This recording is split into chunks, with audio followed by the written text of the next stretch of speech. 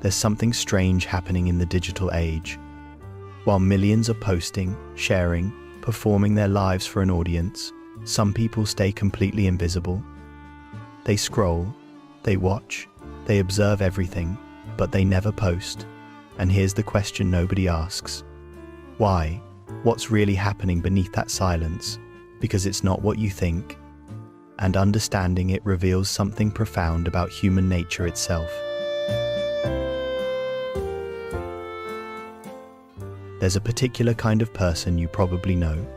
Maybe you follow them on social media. Maybe you're connected through work or old friendships. But when you scroll through your feed, you never see them. No photos, no updates, no celebrations or complaints, just silence. And if you're like most people, you've wondered about them. Are they okay? Are they hiding? Do they think they're too good for this? Or maybe you are that person. Maybe you felt the quiet discomfort that comes with staying invisible while everyone else performs. Here's what's fascinating. The people who don't post aren't doing it because they hate social media. They're not doing it because they're afraid or because they think they're better. They're doing it because something inside them resists the entire performance.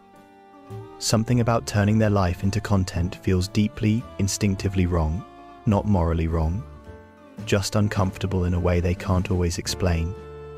And that discomfort is telling us something important about identity, about authenticity, about the quiet struggle between being yourself and performing yourself that defines our generation. Because in a world that rewards visibility, choosing invisibility becomes a statement, whether they mean it to be or not. The stage everyone's standing on. Let's start with what social media has done to us. It's created something psychologists call performative identity. That's when your sense of self gets shaped more by how you present yourself to others than by who you actually are inside. Every post is a message, every photo is selected from dozens, every caption is edited, revised, considered. We're not just sharing our lives anymore, we're curating them, building versions of ourselves that we think will be liked, admired, respected.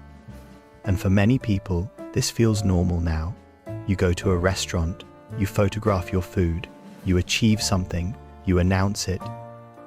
You feel sad, you share it with just the right emoji and just enough vulnerability to seem human but not broken.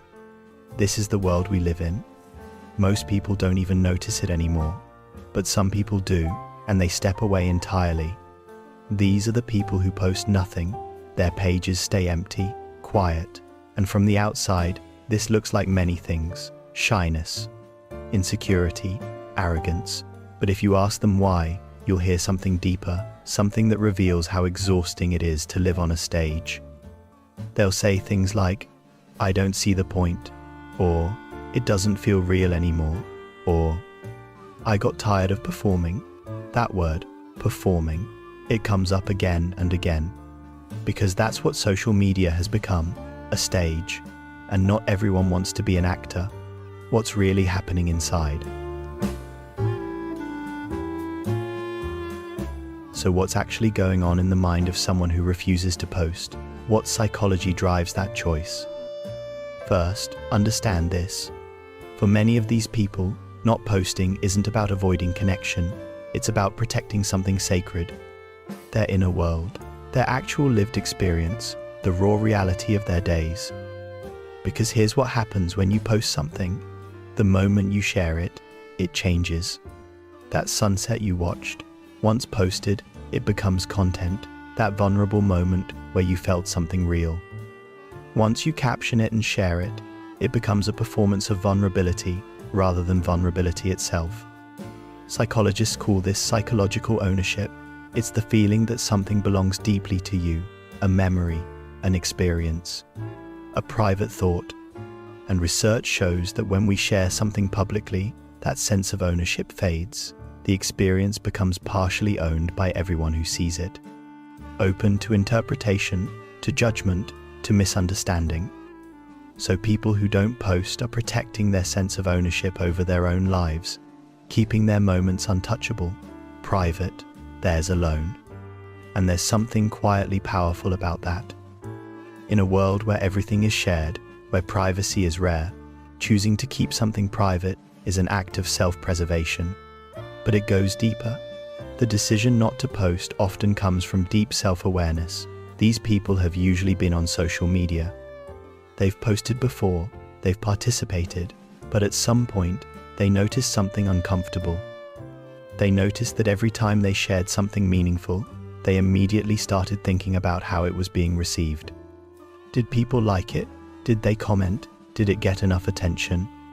And slowly, without realizing it, they started experiencing their own life through the lens of an imagined audience.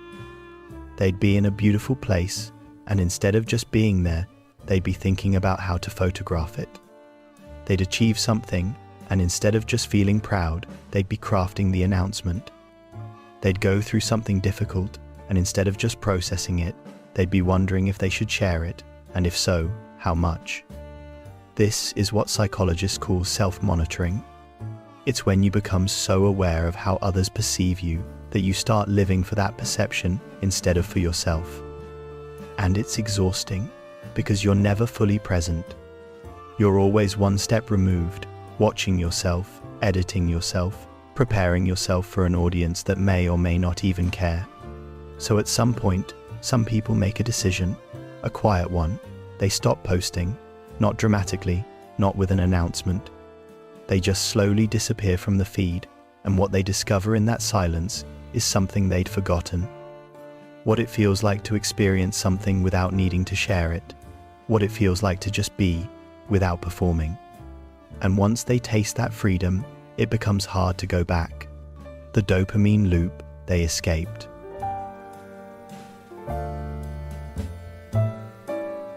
Here's something most people don't realize. Social media is designed to be addictive. Every time you post something and it gets attention, likes, comments, hearts, your brain releases dopamine, the same chemical involved in reward and addiction.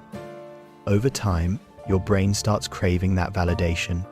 You begin thinking in terms of shareable experiences instead of real ones. Your life becomes content, your moments become posts, and slowly, without noticing, your sense of worth gets tied to numbers on a screen.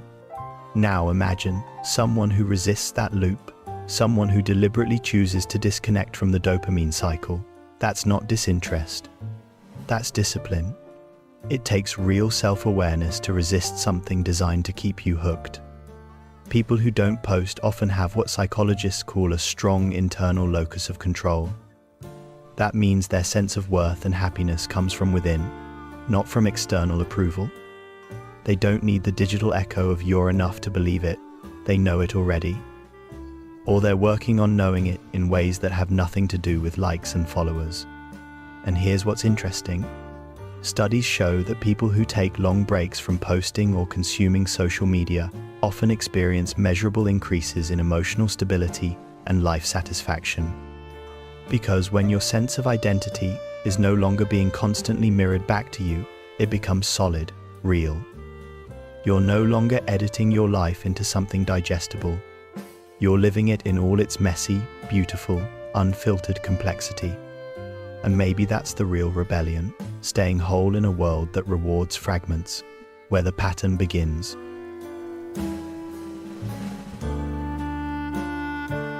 But not everyone who doesn't post is doing it from a place of peace. Sometimes the silence has different roots, deeper ones. Sometimes it starts in childhood. Some people grew up in homes where attention felt dangerous, where being seen meant being criticized, where expressing yourself led to punishment or mockery. So they learned early that safety lives in invisibility, that the less you show, the less you can be hurt. And that pattern follows them into adulthood. Social media becomes just another space where being visible feels risky, where sharing something personal feels like handing someone ammunition, so they stay quiet. Not because they don't want connection, but because visibility still carries that old fear. Others grew up watching their parents perform, watching image management become more important than reality, watching the constant exhausting work of maintaining appearances, and they decided, consciously or not, that they didn't want to live that way. They saw the cost of performance and chose authenticity instead, even if that authenticity meant staying invisible. Then there are people who simply never learned that their voice mattered, who grew up in environments where they were talked over, dismissed, ignored. So they internalized the belief that what they have to say isn't important, that nobody really wants to hear from them. And social media just reinforces that old wound. Why post when nobody cares? These patterns run deep. They're not just about social media, they're about identity formation, about how we learn to move through the world, about whether we learn that being seen is safe or dangerous, about whether we learn that our voice has value or should stay silent. And for many people who don't post, there's a quiet belief hiding underneath. A belief that says, I'm not interesting enough, I'm not successful enough, I'm not worth paying attention to. So they stay in the background, not because they want to, but because that's where they've always believed they belong. Understanding this changes everything, because suddenly it's not about social media at all. It's about wounds that were there long before Instagram existed. And healing those wounds has nothing to do with whether you post or not. It has everything to do with learning that you matter, that your voice has value, that being seen is not the same as being in danger, the universal truth about visibility.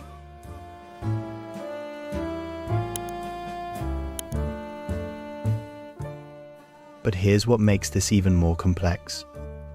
The choice to stay invisible on social media reveals something deeper about what it means to be human in this era. We're living through the first time in human history where visibility is the default, where not being seen requires active choice. For all of human existence until now, most people lived relatively private lives. Your community was small. Your audience was the people physically around you. Privacy wasn't something you had to fight for, it was just how life worked. But now privacy requires resistance. It requires saying no to the cultural pressure to share everything. It requires going against the stream while everyone else flows with it. And the people who don't post, whether they realize it or not, are asking a fundamental question. Does my life have meaning if nobody witnesses it? Do my experiences matter if they're not documented? Am I still valuable if I'm not visible? These are the questions previous generations never had to ask, but they're the questions defining our generation. And the people who choose invisibility are answering those questions in a specific way. They're saying yes. Yes, my life has meaning even when nobody's watching. Yes, my experiences matter even when they're not documented. Yes, I am valuable even when I'm not visible. That's not withdrawal, that's philosophy. That's a statement about what makes a life meaningful. And in a culture obsessed with performance and attention, that statement is radical. Because here's the truth most people don't want to face. We've confused visibility with value. We assume that to matter, we must be noticed, but real meaning doesn't need witnesses. Some of the most meaningful moments of your life, the ones that truly shape who you are, will happen without a single person watching. No cameras, no captions, no audience, just you. And maybe that's what people who don't post understand instinctively. They know that privacy is not loneliness, it's intimacy with yourself. They know that being unseen is not the same as being insignificant. They know that the parts of life worth protecting most are often the parts you can't put into words or images anyway. The different faces of silence.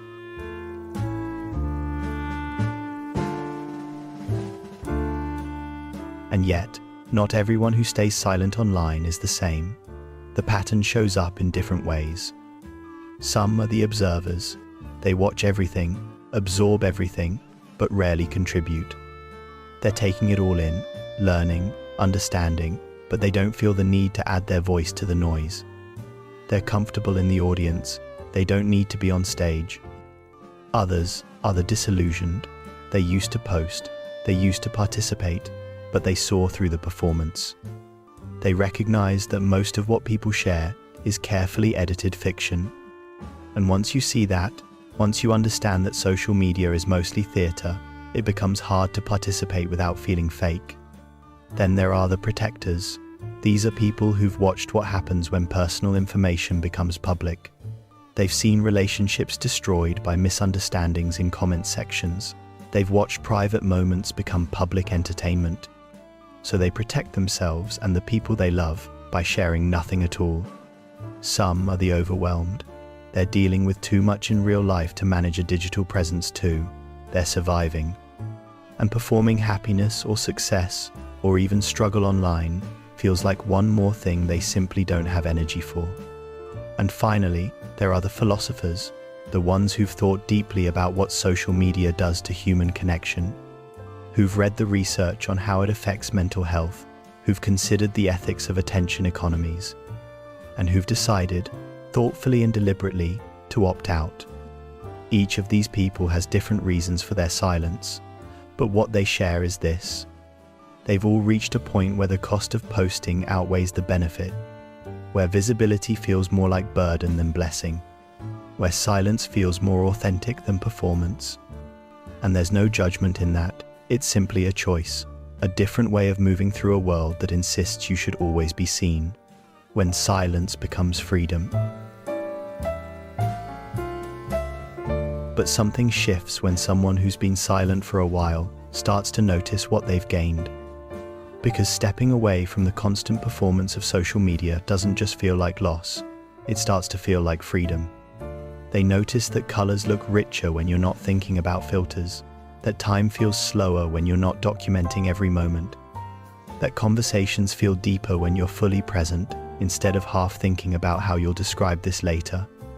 They rediscover the simple pleasure of doing things for themselves, cooking without photographing it, traveling without announcing it, achieving something without performing it. And in that space, something awakens, a kind of self-awareness that doesn't need an audience. This is where the real transformation happens, not through forcing themselves to post or shaming themselves for staying quiet, but through understanding that their worth isn't tied to their visibility, that their life has meaning even when nobody's watching, that they can be enough just by being, not by performing. They start asking different questions, not what will people think of this, but what do I actually feel about this? Not is this shareable, but is this meaningful to me? Not will this get likes, but does this align with who I actually am? And slowly, very slowly, they build a life that's theirs, not curated, not performed, not edited for consumption, just real. Messy, private, true. This doesn't mean they never post again. Some do, eventually, but in a different way. They post when something genuinely matters to them, not when they feel pressure to maintain presence. They share when they want connection, not when they want validation. They use social media as a tool, not as a measure of worth. But others stay quiet forever, and that's okay too, because they've discovered something more valuable than likes or followers. They've discovered what it feels like to live without performing, to exist without needing constant confirmation that their existence matters. What this means for all of us. And here's why this matters beyond the individual. Because the people who don't post are holding up a mirror to the rest of us. They're asking questions we might not want to answer. What would happen if we stopped performing? What would change if we experienced our lives instead of documenting them? Who would we be if nobody was watching? These aren't comfortable questions, because for many of us, we've built our entire sense of identity around being seen, around the validation that comes from likes and comments, around the feeling that if we're not visible, we don't matter. But the people who've stepped away from that are showing us something different. They're showing us that it's possible to exist without constant visibility, that it's possible to find meaning in moments that no one else witnesses, that it's possible to build a sense of self that doesn't depend on external approval. And maybe that's what our culture needs right now. Not more content, not more performance, but more people who are brave enough to be invisible, who are secure enough in themselves to not need an audience, who understand that the most human thing you can do is sometimes to keep something entirely for yourself.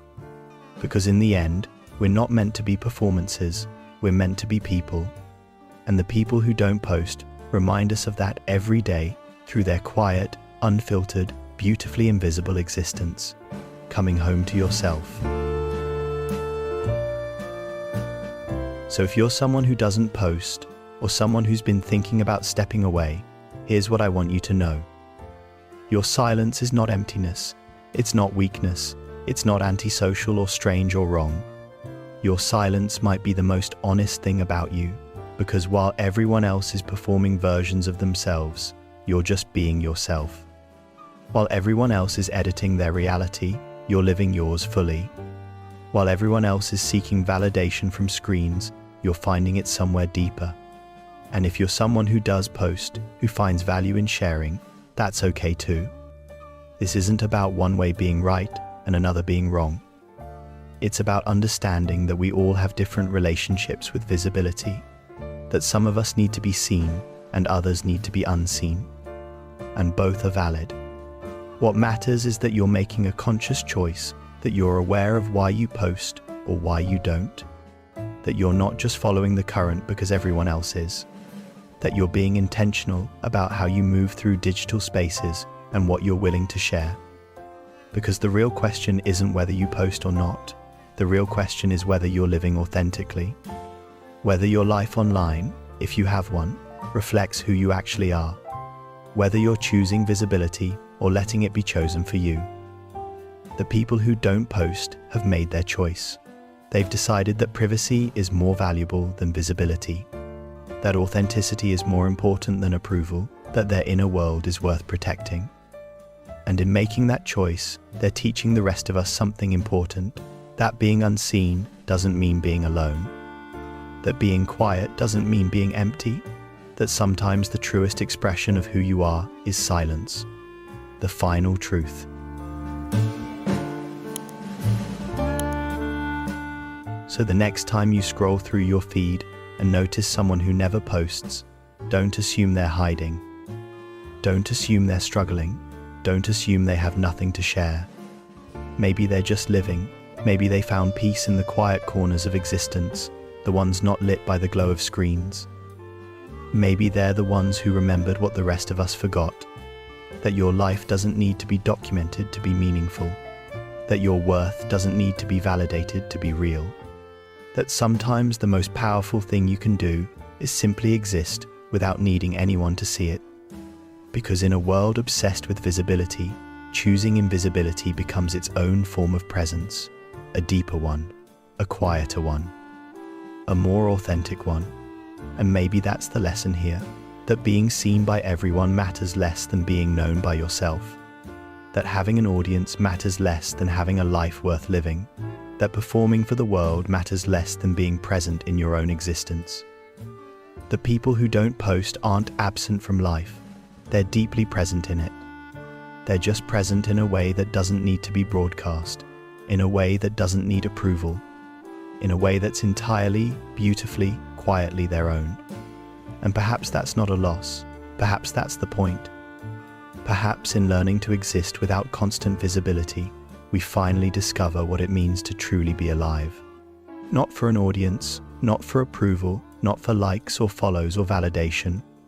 Just for ourselves, just for the experience, just for the quiet, unshared, profoundly human joy of simply being here.